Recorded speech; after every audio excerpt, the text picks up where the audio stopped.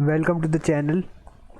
Today we'll see what are the parts and schedules of constitution with some tricks to remember those parts and schedules. ठीक है, let us proceed.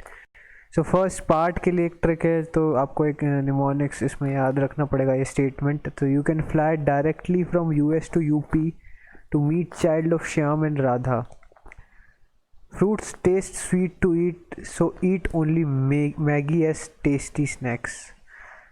ठीक है, these are the statements जो आपको part से related याद रखने हैं. एंड शेड्यूल से रिलेटेड जो स्टेटमेंट है वो है टीयर्स ऑफ ओल्ड पीएम.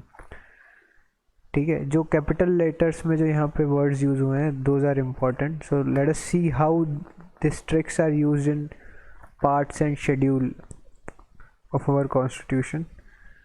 ठीक है, so first part is union and its territory, and it articles which are covered under first part is 1 to 4 and it stands with U.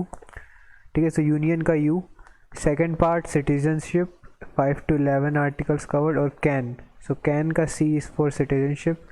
and similarly fundamental rights जो part 3 है 12 to 35 are the articles included, and fly is F for fundamental. In similar manner you can see in the table that directive principle of state policy deals with the fourth part 36 to 51, that is directly is the word used for directive. ठीक, capital D directive. part 4a fundamental duties 51a article is included in it, and from is the word which is used from the mnemonics. ठीक है, similarly part 5 deals with the union government, articles are 52 to 51. Part 6 is state government, articles 152 to 237, and S stands for state. part 8 deals with union territories, articles are 239 to 242, and U is for union. 9 is panchayat 243 to 243O, and P here stands with panchayat. 9A is for municipalities, articles are 243P to 243ZG, and meet का जो M है जो municipalities से relate होता है. ठीक है, ऐसे आप याद रख सकते हैं. एंड 9B जो है वो कोऑपरेटिव सोसाइटी है. The articles which deals with cooperative societies are 243ZH to 243ZT, और इसका जो निमोनिक्स है वो चाइल्ड ऑफ होगा. तो you can fly directly from US to UP to meet the child of. so C stands for cooperatives. Article 10 deals with the schedule and tribal areas, so articles are 242 to 244A. Shyam, S for schedule, S for Shyam. Article 11 relationship between the union and the states, so 245 to 263 Radha. So R is the word you have to remember, letter, and relation. R stands for relation. ठीक है, so U union, can citizenship, fly fundamental, directly directive, from fundamental, U union, S state government, U again union territories, P to panchayat, municipalities के लिए meet, and cooperatives child of schedule के लिए Shyam, and relations के लिए Radha. so ऐसे आप याद रख सकते हो, you can fly directly from US to UP to meet the child of Shyam and Radha. ठीक है, फर्स्ट आता है union, citizenship, fundamental, directive, fundamental duties, union government, state government, union territories, panchayat, municipalities, cooperative, schedule and relations. ठीक है, इसी को second में भी डिवाइड किया है अपन ने, जो कि अपना निमोनिक्स था. Fruits taste sweet to eat, so eat Maggi as tasty snack.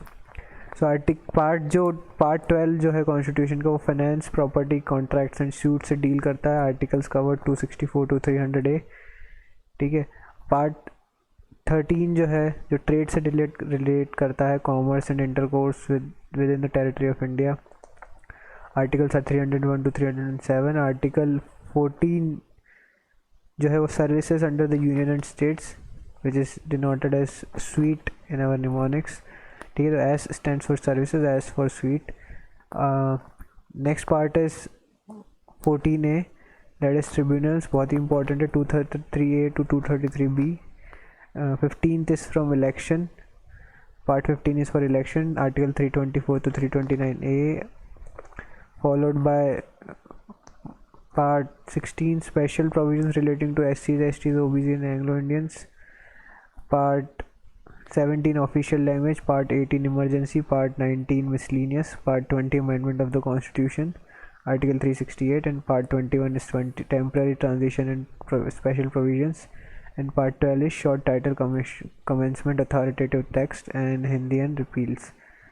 So basically trick आपको पता है, fruit taste sweet to eat, so eat Maggie as tasty snack. So you can remember the part in the following pattern. Now let us see the schedule. Schedule जो है वो first schedule होता है जो name of states and there territories, jurisdiction, name of union territories and expanse से deal करता है, ठीक है। आर्टिकल्स जो होते हैं उसमें 1 to 4 कवर्ड है, जितने भी स्टेट्स के नेम हैं एंड देयर टेरिटरीजल ज्यूरिसडिक्शन है वो फर्स्ट शेड्यूल में आता है and it cover the article 1 to 4. You can remember the word mnemonics T for territories, ठीक है। सेकंड शेड्यूल जो है वो provisions relating to the emoluments, allowance, जितने भी सैलरी वगैरह से रिलेटेड एमोल्यूमेंट्स, अलाउंस और ये सब होते हैं, ठीक है, ये सब सेकंड शेड्यूल डील करता है. There are various articles related to it. So emoluments से यू कैन रिकोगनाइज ई, ठीक है. Third schedule is forms of oaths and affirmation. So here a in our mnemonic stands for affirmation. So third schedule deals with various oaths and affirmation जो ministers होते हैं या कोई भी government official और chief justice वगैरह, high court के जजेस and all those officials take those oaths and affirmation. So that is related to third schedule. Fourth schedule deals with the allocation of seats in the Rajya Sabha to the states and the union territories. So Rajya Sabha से R, ठीक है, articles are 4 to 80.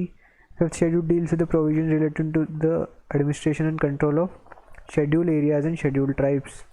So here S stands for schedule areas, ठीक है. And six schedule में जो है वो other tribal areas in the states of Assam, Meghalaya, Tripura and Mizoram, ठीक है. इसको आप ATM मनी से आप याद रख सकते हो. A से आसाम, T से त्रिपुरा, M से मेघालय और नेक्स्ट एक और बचता है मनी से यू कैन डू मिज़ोरम, ठीक है.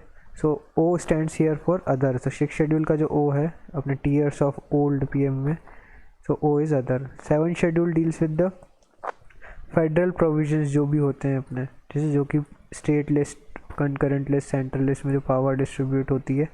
So that is basically the federal feature. So the tiers of से F जो है that is federal. So F stands for federal in seventh schedule. Next is eight schedule which deals with the languages recognised by the constitution. Originally it has 14 languages, but तो जो languages originally जो determine करता था अपना constitution, that is eight schedule. And right now we are having 22 languages as our the languages which are in the 8th schedule. So O here stands for original languages. You can remember it in this way, ठीक है, O. So O is here for original languages in 8th schedule. 9th schedule deals with the land reforms, acts and regulation. Originally 13, but presently there are 282 of the state legislature dealing with the land reforms and abolition of zamindari system of the parliament and dealing with other matters. This schedule was added by the first amendment 1951 to protect the laws included in it from judicial scrutiny. जो भी ये आता है, ये 9th schedule में जो भी चीज़ें होती थी उनको जुडिशली स्क्रूटिनिटी से वो किया जा सकता था कि नाउ जो भी 9th शेड्यूल में चीज़ें हैं उन पे Supreme Court can not declare those acts as void and null, ठीक है. But in 2007 Supreme Court rule that the laws included in the schedule after April 24, 1973. Why this date April 24, 1973 is important? Because उस दिन Supreme Court ने अपना बहुत ही famous एक basic structure doctrine जो आई थी जिसमें ये मेंशन था कि यस पार्लियामेंट कैन चेंज और amend any of the act but it should not affect the basic structure of the constitution, ठीक है. और वो केस जो फेमस इसका नाम था वो केशवनंद भारती केस था, ठीक है. So L here stands for our in mnemonics is land reforms. 10th schedule is related to disqualification of the members of parliament and state. So D here stands for disqualification. 11th schedule deals with the panchayats. So P standing for panchayat. 73rd Amendment Act of 1992 deals with it. There are 29 matters. And 12th schedule stands for municipalities.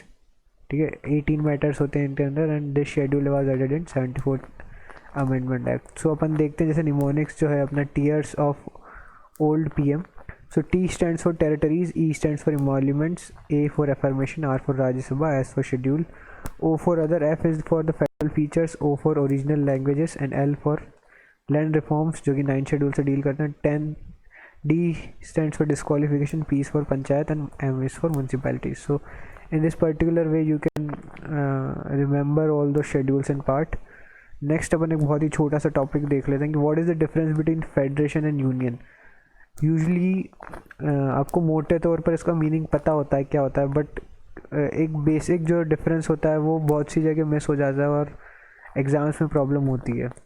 So federation is the independent states province come together and form the federation.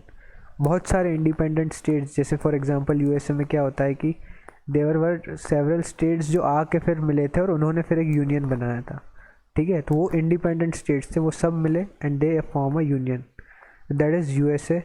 सो इसमें क्या होता है कि right to ससीड जो होता है, मतलब exit करने का राइट इन स्टेट्स के पास रहता है उस फेडरेशन में से. ठीक है, but on the other hand union different होता है. Formation of union is not result of independent states coming together. जो फॉर्मेशन होता है यूनियन का वो ऐसा नहीं है कि इंडिपेंडेंट स्टेट्स ने बना लिया और वो बन गया एक स्टेट, नहीं. The territory already comes from one nation. जैसा कि अपन देखते हैं इंडिया एक ही नेशन था, उसके बाद there are various states which are divided into states और प्रोविंस. ठीक है, तो प्रोविंस, और इसमें ये होता है कि स्टेट्स और प्रोविंसेस के पास राइट टू एग्जिट या राइट टू सीड नहीं होता है. ठीक है, तो इसका बेस्ट एग्जांपल है इंडिया और फेडरेशन का बेस्ट एग्जांपल है यूएसए. नेक्स्ट सिंपल डिफरेंस देखते हैं, territory of India and union of India. Basically both are almost similar words. आप जब पढ़ते हो तो ऐसा लगता है सेम ही मीनिंग है, but they are different. Why they are different? Territory of India includes all the territories belong to a nation. Here the word all the territory is important. All territories. Territories of India include territories of state and union territories. State की भी और union territories की भी. And territories acquired from foreign territory if any. अगर कोई भी territory in foreign country से acquire करते हैं अपन, तो that is also included in territory of India. But what is Union of India on the other hand? It includes territory only of states. सिर्फ जो states की टेरिटरीज होंगी that will be the part of union of India and not the union territories. So this is a very important point. Union territories are not included in union of India but they are the territory of India. ठीक है, and union of India consist less area than. तो ऐसा बहुत सी बार confusion हो सकता है कि यार ऑलमोस्ट सेम एरिया होगा या, बट ये डिफरेंस जानने के बाद आपको पता चलेगा कि union of India consist less area than territories of India. तो यूनियन ऑफ इंडिया का जो एरिया होता है वो टेरिटरी ऑफ इंडिया से कम होता है. So these were the basic concepts of polity and thank you.